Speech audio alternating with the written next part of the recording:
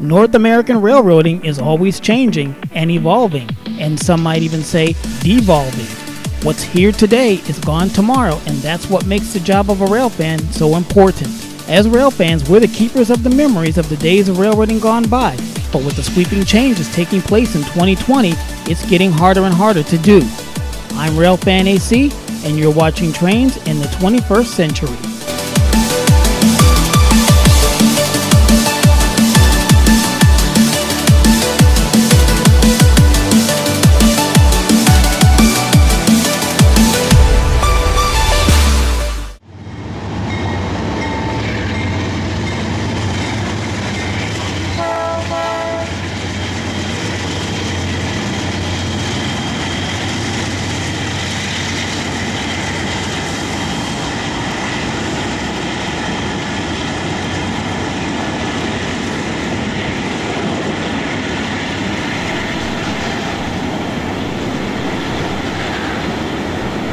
It wasn't that long ago that you saw this train, and I mean that statement literally and figuratively.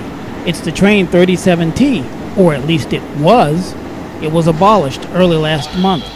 What I didn't tell you about this train was that it stalled about 2 miles up the line. What a surprise. But to be fair to NS, it wasn't caused by human error this time around, but instead mechanical error. The third unit, the -944CW number 9610, malfunctioned upgrade and brought the train to a complete stop. In response, the K-79 local switcher had to take their power, tack onto the rear of the 37, and nurse the disabled train to Clark Summit.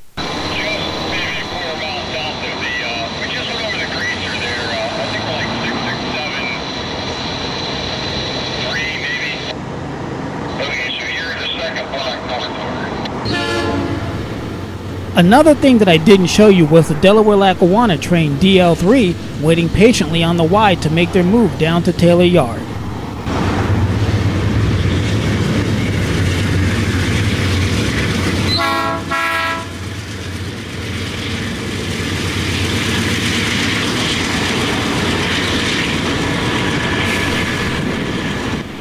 Several changes to this view have been made over the past 5 years.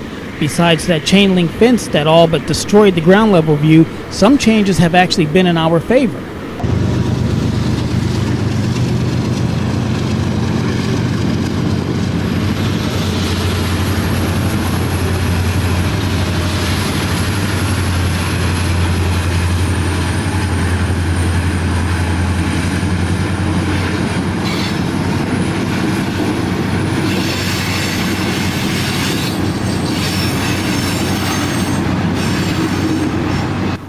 That pesky tree that obscured our view from the west side of the tracks was cut down last year, as were many of the obscuring trees on the east side of the tracks. The east side change is being a result of the remodeling and add-ons to that gray building on the left. These changes now give us an unobscured high-angle view from both sides of the tracks. Now, if I can just keep the DL trains from blocking my shots.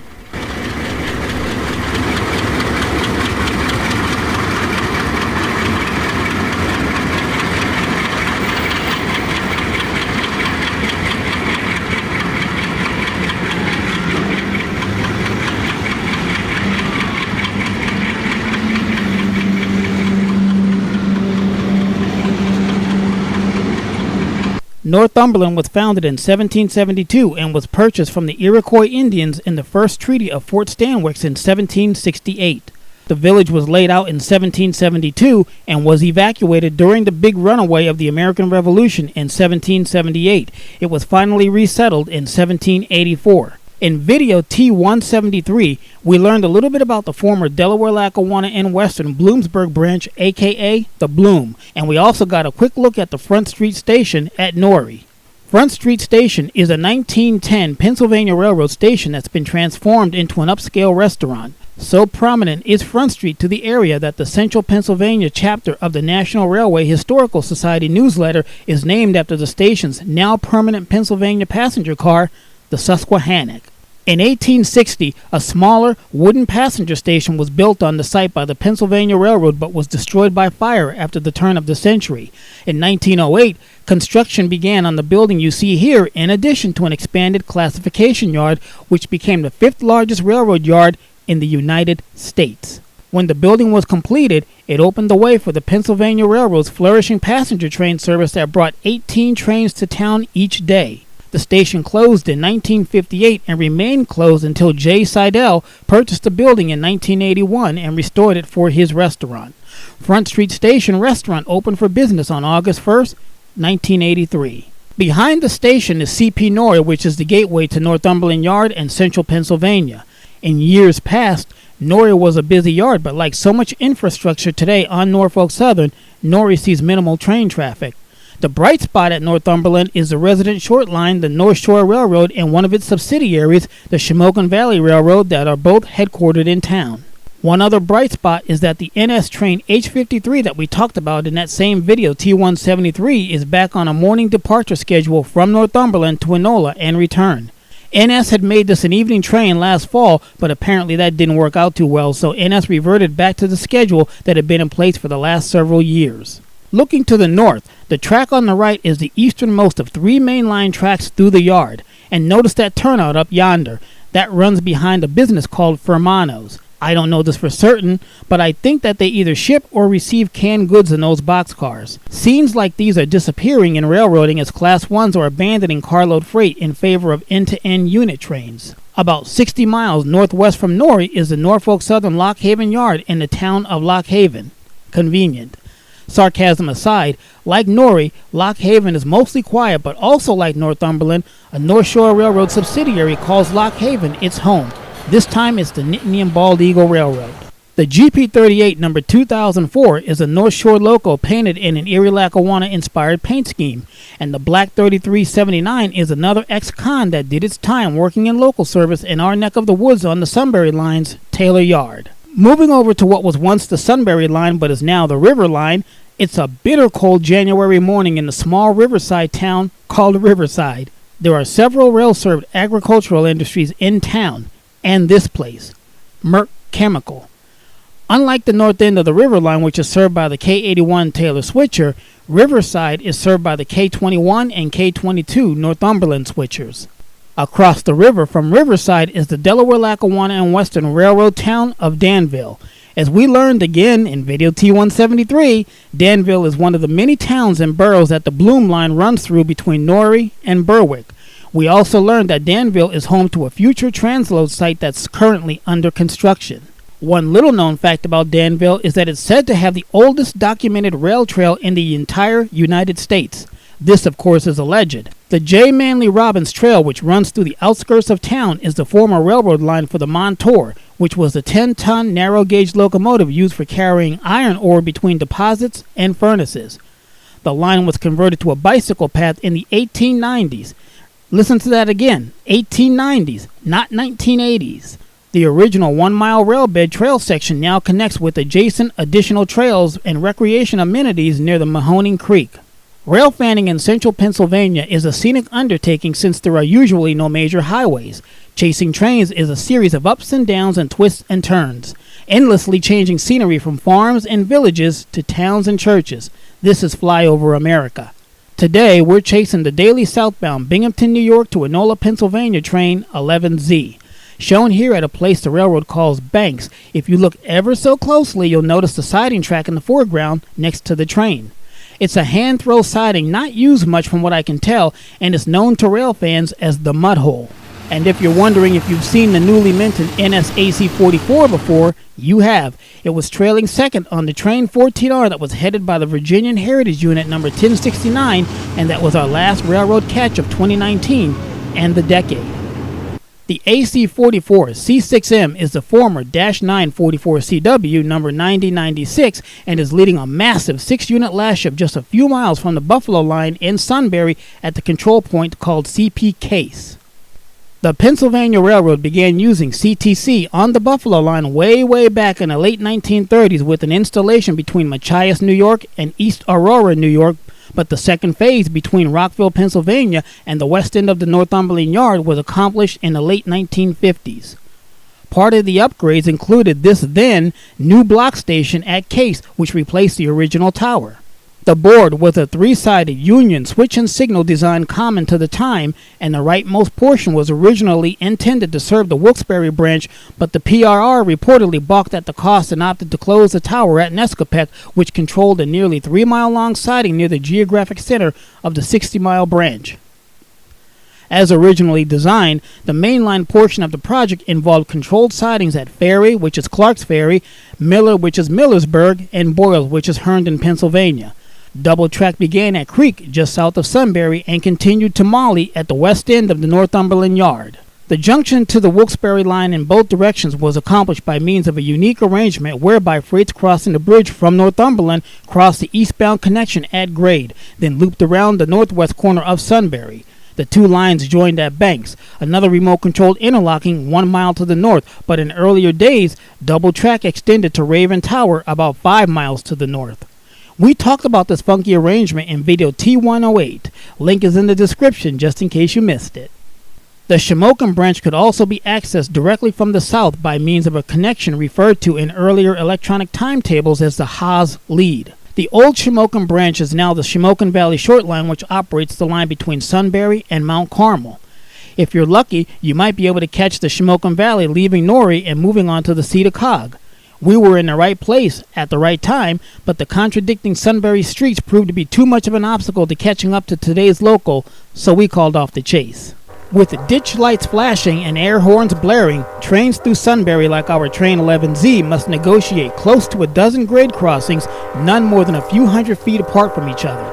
Since train speeds through Sunbury are moderate to slow, it can be a real bane to early morning commuter traffic. I don't get the impression that the people stuck at these crossings are enjoying this show as much as I am.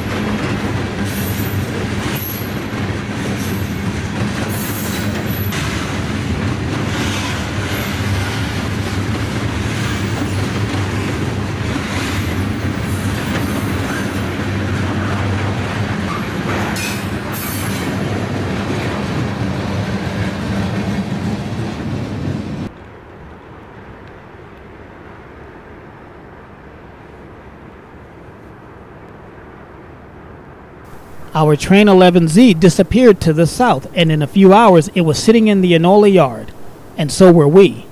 Enola Yard is always an adventure because you just never know what you're going to see. On this day, we see a line of stored SD-70 series locomotives, including 2 Phase 2 SD-70Ms. Norfolk Southern has been placing hundreds of DC tractive diesels in storage, probably a part of its Top 21 Precision Schedule Railroading initiative. The M-2s went into storage last year, as we talked about in video T-167. The link to that video is in the description, just in case you missed it. What caught my eye among the various black diesels was the GP38-3 number 5827. These were rebuilt from ex-Southern high hood GP50s. These new -3s have a low, short hood and have been derated to 2,000 horsepower. Note the 2 cooling fans separated on the roof. Coupled to the 5827 is the GP59 number 4619 and a former Southern Railway SD40-2 number 3204. The 59 diesel is a truly rare bird, a 12-cylinder 3,000 horsepower variant of the GP60s. These diesels were only purchased by NS, with some having been rebuilt into GP59Es like the 4661, which we can see here conducting its switching duties along with the slug unit and the GP38-2.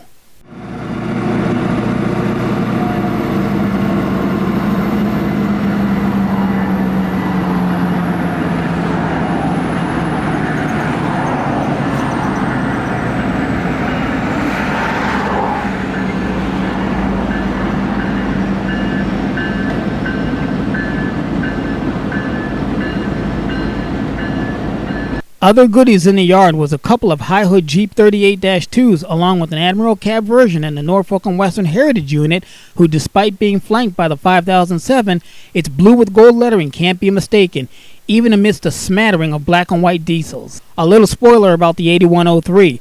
We'll see her again in the next video in this series, and as long as we're talking about heritage units, it should also be pointed out that the Wabash heritage unit was also at Enola today, but it was filthy dirty and photographing it would have meant parking the car again, which I wasn't in the mood to do. One last FYI before we leave Enola, the 5007, you know, the one that photobombed our shot of the 8103, note that spiffy new Admiral cab. This is what she looked like in 2016 before her modern day facelift.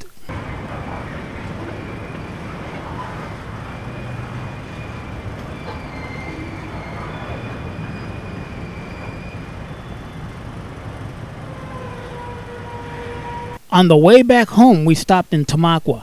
Tamaqua is Old Reading Railroad in Lehigh and New England Territory. It became Conrail territory on Sea Day 1976 and then Reading and Northern's territory when Conrail sold it in the mid-1980s. We were only in town a few minutes when the newly installed signals went from red to green. A southbound was coming into town, so we headed straight for the yard. By the time we made it down to street level, the mysterious manifest was crossing the West Broad Street.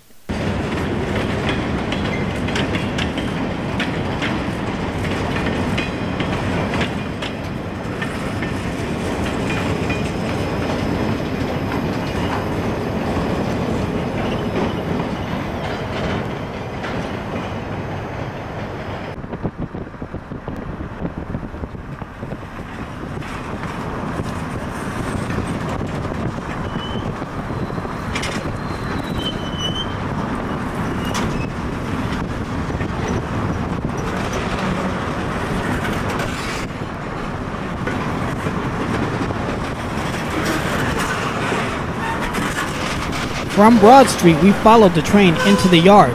It was being led by the sole Reading and Northern number 2004, an ex-Detroit, Toledo, and Ironton EMD SD38. The train tied down right in front of a loose covered hopper, and the crew was done for the day. Snooping around the yard, we spot a variety of open, coal-hauling hoppers, including some with the America's largest anthracite carrier plaque. This, like most of the Reading and Northern today, is a throwback to the original Reading Railroad that once occupied this yard. At the head of these hoppers were SD40-2s number 3057 and 3055. You might remember them from 2019.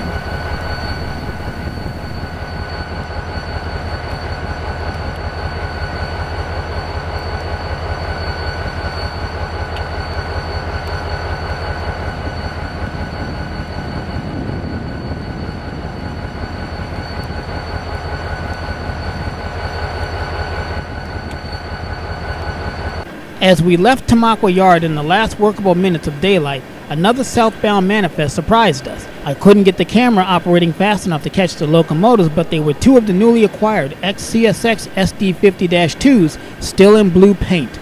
You'll just have to trust my word on that. The speed of this train clearly shows that it ain't stopping at Tamaqua. Its makeup shows that this is the North Reading Fast Freight heading south to North Reading, Pennsylvania, where it will hand this train off to the Norfolk Southern. While there, it will pick up another train to bring back north to Jim Thorpe and Lehighton, where it will hand it over to the Pittston Fast Freight to the Wilkes-Barre-Scranton area. You should remember that train from 2019 too.